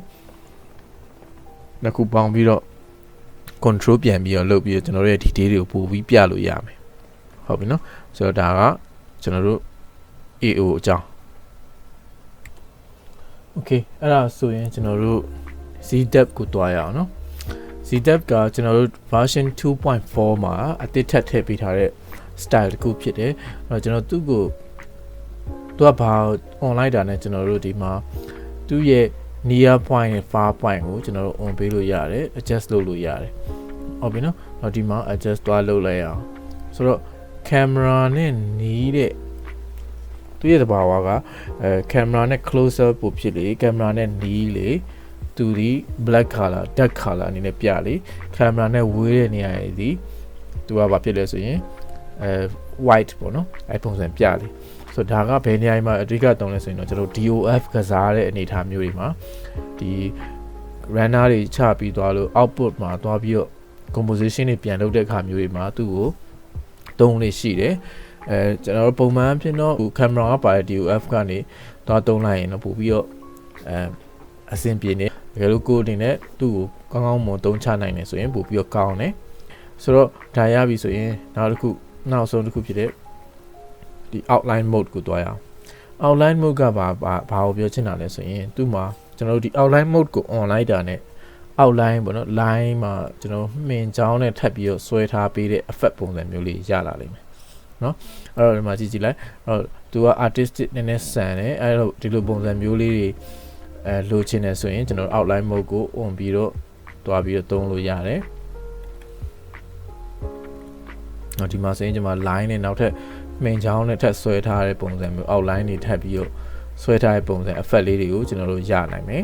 เนาะအဲ့တော့သူ့မှာပါလဲဆိုသူ့ရဲ့ line ရဲ့ color ပါမယ်เนาะ line ရဲ့ color ကို outline mode ရဲ့ color ကိုပြောင်းချင်တယ်ဆိုရင်ဒီမှာလာပြီးတော့ outline mode ရဲ့ color ကိုလာပြီးတော့ပြောင်းလို့ရတယ်ဟုတ်ပြီเนาะဆိုတော့ဒါပြီးပြီဆိုရင်နောက်တစ်ခုကပါသေးလဲဆိုတော့သူ့မှာနောက်တစ်ခုက intensity ပေါ့နော် default ကတော့ value က1ပေးထားတယ်အမြင့်ဆုံးပေါ့အမြင့်ဆုံးပေးထားတယ်နောက်တစ်ခုသူ short လေးသူဒီ outline mode ကနည်းလေးပေါ့ okay ဆိုတော့ဒါကကျွန်တော်တို့ချို့သော special cases တွေမှာလိုအပ်လာလိမ့်မယ်နောက်တစ်ခုသူ့မှာနောက်ထပ် detail parameters တခုပါတယ်အဲ့ဒါပါလဲဆိုတော့ individual inner counter ဆိုတာပါတယ်နော်ဆိုတော့ဒီဟာ online မယ်ဆိုရင်ဘာဖြစ်လဲဆိုတော့ကျွန်တော် online ရအောင်နော် online ပြီးရင်ကျွန်တော် strength သွားကြည့်ရအောင်သူကထပ်ပြီးဒီ day သွားပြီးပြန်ချိန်တဲ့သဘောပဲဟုတ်ပြီနော် individually ထပ်ပြီးတော့ color ကိုနောက်ထပ်ပုံစံထပ်ပြီးတော့ second layer တခုအနေနဲ့ပုံစံမျိုးပြန်ပြီးတော့သူ adjust လုပ်လိုက်တဲ့သဘောပဲနော်မလိုအပ်ဘူးဆိုရင်ကျွန်တော်တို့ on စရာမလို okay ဆိုတော့ဒါပါပြီဒါရပြီဆိုရင်ကျွန်တော်တို့ဘာသိလဲဆိုတော့ဒီ main ပေါ့နော် outline mode ရဲ့ line width ဆိုတာပါတယ် line width က50ဒီ default အနေနဲ့ပေးထားတယ်ဆိုတော့ဒီမှာကိုယ်ကထင်ထင်ရှားရှားပို့ပြီးမြင်ချင်တယ်ဆိုရင်သူ့ရဲ့ line width ကို increase လုပ်ပေးလိုက်တင်ပေးလိုက် line ကိုတိတ်ပြီးတော့ကြီးမမြင်ချင်ဘူးတိတ်ပဲခပ်ပါလေးပဲမြင်ချင်တယ်ဆိုရင်သူ့ရဲ့ line width ကိုဒီ default ထားတဲ့50ပေါ့နော်အနည်းဆုံး50မှာထားလို့ရတယ်အဲ့တော့50တက်ထက် short လို့မရဘူးကျွန်တော်ဒီမှာရိုက်ပြီးထည့်လို့ရတယ်ဒါပေမဲ့50တက်ထက်လျော့ရင်မပေးထားဘူးပေးထားတဲ့သူ့ကိုထပ်ပြီးတော့ထင်းမလားဆိုတဲ့ဟာမျိုးပေါ့နော်သူ့ကိုထင်းထင်းရှားရှားပို့ပြီးမြင်မလားဆိုတဲ့အနေအထားမျိုးမှာပဲကျွန်တော်တို့ကောင်းကောင်းလုပ်လို့ရမယ်အဲ့တော့ line width ကိုတင်ချင်ရင်ဒီအနေနဲ့တင်မယ်change width by distance ဒီနေရာမှာဒီဟာကိုကျွန်တော်တို့ကဒီ width ကိုကစားရတယ်ဆိုရင်ဒီဟာလေးကို on ပေးထားမှအဆင်ပြေလိမ့်မယ်မဟုတ်ဘူးဆိုရင်ခက်ဝေးရောက်နေတဲ့ဟာတွေကဘာဖြစ်လာလဲဆိုတော့အနီးနားမှာရှိနေတဲ့ဒီအနီးနား camera နဲ့ close ဖြစ်နေတဲ့ object တွေနဲ့လည်း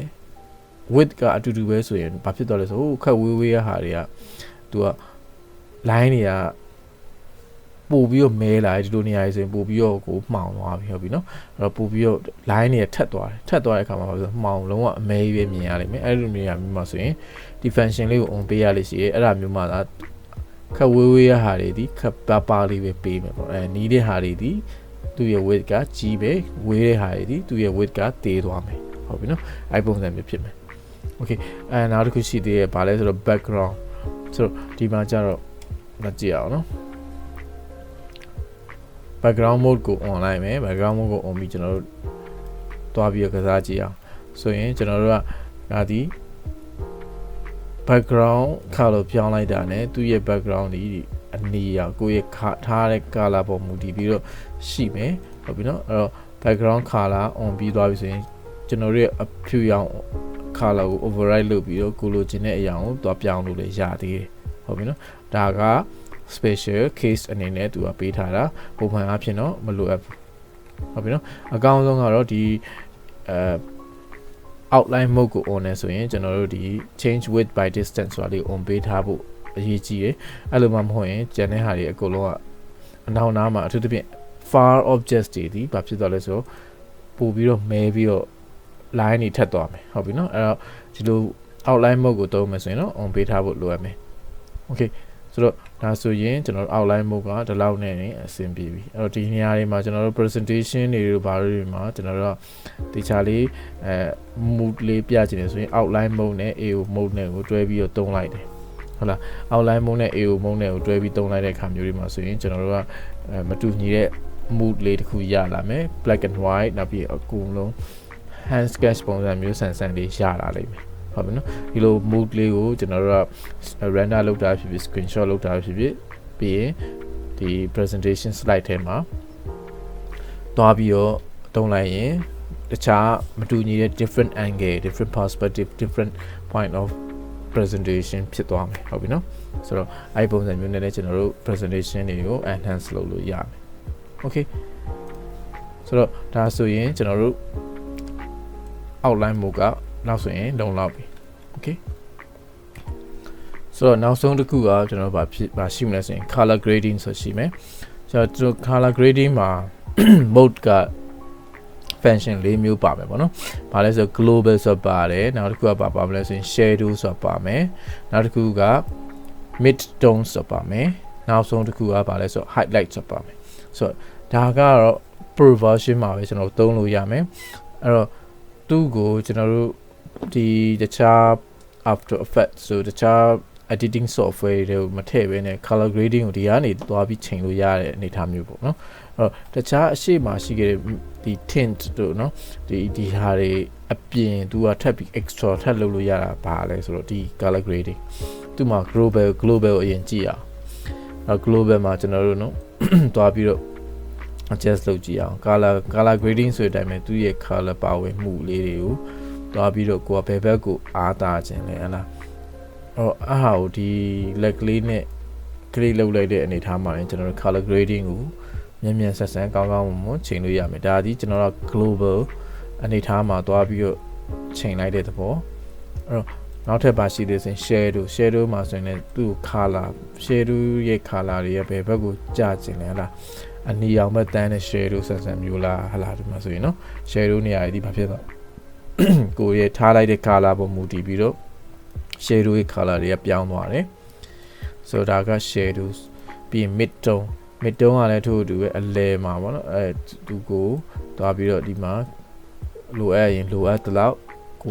ကိုရဲ့လိုအပ်ချက်ပေါ်မူတည်ပြီးတော့ mid tone လေးကိုသွားပြီးကစားပေးလိုက်လို့ရတယ် okay ဆိုတော့နောက်ဆုံးတစ်ခုက highlight မှာလည်းထို့အတူပဲဒီလို bright ဖြစ်တဲ့ highlight ကြမယ်နေရာတွေရဲ့ color တွေပေါ့နော်အဲ့ဟာတွေကိုသွားပြီး adjust သွားပြန်လုပ်လို့ရတယ်ဆိုတော့ highlight ဒီ color grading ကကျွန်တော်တို့လိုအပ်မှာပဲကျွန်တော်တို့လာပြီးသုံးလေးရှိတယ်တုံးတိုင်းအောင်ဆိုရင်တော့ကျွန်တော်တို့တခြား setting တွေတခြား color texture တွေမှာကောင်း adjust လုပ်ခဲ့မယ်ဆိုရင်တော့ဒီ color grading ကသုံးနေတယ်အဲကဲလို့ပြန်ပြီးတော့သူ reset လုပ်ချင်တယ်ဆိုရင်ဒီကနေသွားပြီးတစ်ခုချင်းစီ reset လုပ်လို့ရတယ် okay ဒါမှမဟုတ်ရင်အကုန်လုံးကို reset လုပ်ချင်ရင် reset all ဆိုပြီးတော့နှိပ်လိုက်ရင်အကုန်လုံး reset ပြန်ဖြစ်သွားမယ် okay เนาะဆိုတော့ဒါဆိုရင်ကျွန်တော်တို့ရဲ့ဒီ effects အောက်မှာပါတဲ့เนาะ effects အောက်မှာပါလဲ color grading ပြီးသွားပြီ style လည်းရပြီကျွန်တော်တို့နောက်တစ်ခုကပါလဲဆိုတော့ post processing လည်းရသွားပြီနောက်တစ်ခု LUT အကြောင်းလည်းသိသွားပြီဆိုတော့ဒါဆိုရင်ကျွန်တော်တို့ဒီ environment နဲ့ effect ဒီညာဘက်မှာပါလာတဲ့ panel အကြောင်းပြီးသွားပြီ okay เนาะဆိုတော့ဒါဆိုရင်နောက်တစ်ပိုင်းမှာကျွန်တော်တို့ lighting တွေအကြောင်းသွားမယ်เนาะ lighting တွေအကြောင်းသွားမယ် lighting တွေဘယ်လိုထိုးလဲ light ဘာလုပ်တယ်ဆိုတဲ့အကြောင်းပြောမယ် okay เนาะအဲဆိုရင်နောက်တစ်ခုမှပဲပြန်ပြီးတွေ့ရအောင်တတ